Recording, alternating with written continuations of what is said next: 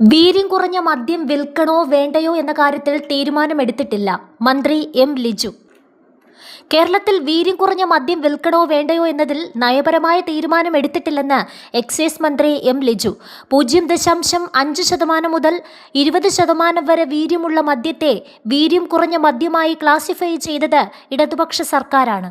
അതിനുശേഷം 2025 നടത്തിയ മറ്റൊരു ഭേദഗതിയിലൂടെ കേരളത്തിൽ ഹോർട്ടി വൈൻ ഉൽപ്പാദിപ്പിക്കാനും LDF സർക്കാർ തീരുമാനിച്ചിരുന്നുവെന്ന് മന്ത്രി ലിജു ചൂണ്ടിക്കാട്ടി.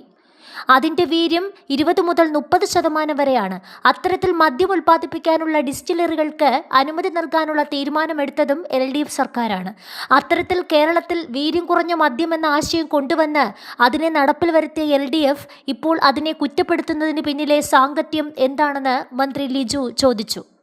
കേരളത്തിലെ UDF സർക്കാരിലെ എക്സൈസ് വകുപ്പ് പ്രത്യേക തീരുമാനം ഒന്നും എടുത്തിട്ടില്ല. നിലവിൽ ധനകാര്യ വകുപ്പിലെ GST വകുപ്പ് സെയിൽസ് ടാക്സ് സംബന്ധിച്ച് നിലവിലുണ്ടായിരുന്നതിൽ നിന്നും ഒരു റേറ്റ് ഫിക്സ് ചെയ്തിട്ടുണ്ട്. അതല്ലാതെ മറ്റൊരു തീരുമാനവും സർക്കാർ എടുത്തിട്ടില്ല. എക്സൈസ് വകുപ്പ് ഈ വിഷയത്തിൽ നയപരമായ ഒരു തീരുമാനം പ്രഖ്യാപിച്ചിട്ടില്ല. മന്ത്രി എം ലിജു വ്യക്തമാക്കി. അബ്കാരി നയം സംബന്ധിച്ച് നിയമസഭാ സമ്മേളനത്തിന് ശേഷം കാര്യമായ ചർച്ച നടത്താനാണ് തീരുമാനിച്ചിട്ടുള്ളത്. പാർട്ടിയും മുന്നണിയും വിവിധ സംഘടനകൾ, വ്യക്തികൾ, മദ്യവിരുദ്ധ സമിതികൾ ഉൾപ്പെടെ ബന്ധപ്പെട്ട എല്ലാവരുമായും ചർച്ച നടത്തും. എല്ലാവരുടെയും അഭിപ്രായങ്ങൾ തേടിയ ശേഷം കേരളത്തെ മുന്നോട്ട് കൊണ്ടുപോകാൻ സാധിക്കുന്ന തരത്തിലുള്ള മദ്യനയമാകും കേരളത്തിലെ UDF സർക്കാർ പ്രഖ്യാപിക്കുക.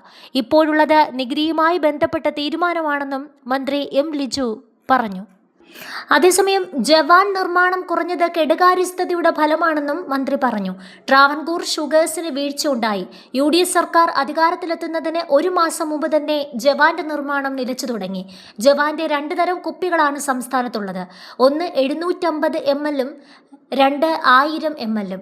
ഏപ്രിൽ 20-ന് തന്നെ 750 ml-ന്റെ നിർമ്മാണം നിലച്ചു. അതിന് 3 മാസം മുമ്പ് ജവാൻ 750 ml കുപ്പികൾ നൽകുന്ന ടെൻഡർ കാലാവധി അവസാനിച്ചിരുന്നു.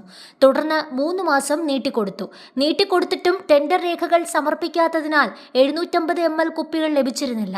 ഏപ്രിൽ 20 മുതൽ 750 ml-ന്റെ നിർമ്മാണം നടന്നില്ല. ജൂൺ മാസം 11-ാം തീയതി മുതൽ 1000 ml-ന്റെ ചെറിയ ലഭ്യത കുറവുണ്ട്. കാർട്ടൺ ബോക്സുകളുടെ ലഭ്യത കുറവും സ്റ്റിക്കറുകളുടെ നിർമ്മാണം നടക്കാത്തതും അടക്കമുള്ള പ്രശ്നങ്ങൾ കാരണം 1000 ml-ന്റെയും നിർമ്മാണവും നിലച്ചു. ബെവ്കോയോ ട്രാവൻകൂർ ഷുഗേഴ്സ് മാനേജ്മെന്റോ ഇക്കാര്യം സർക്കാരിനെ അറിയിച്ചിരുന്നില്ല. വിഷയം ശ്രദ്ധയിൽപ്പെട്ടതോടെ അടിയന്തര യോഗം വിളിച്ചു ചേർത്തു. സാമ്പത്തിക നഷ്ടം കണക്കാക്കി റിപ്പോർട്ട് സമർപ്പിക്കാൻ നിർദ്ദേശം നൽകിയിട്ടുണ്ട്. നിർമ്മാണം ഉടൻ പുനരാരംഭിക്കുമെന്നും മന്ത്രി വ്യക്തമാക്കി.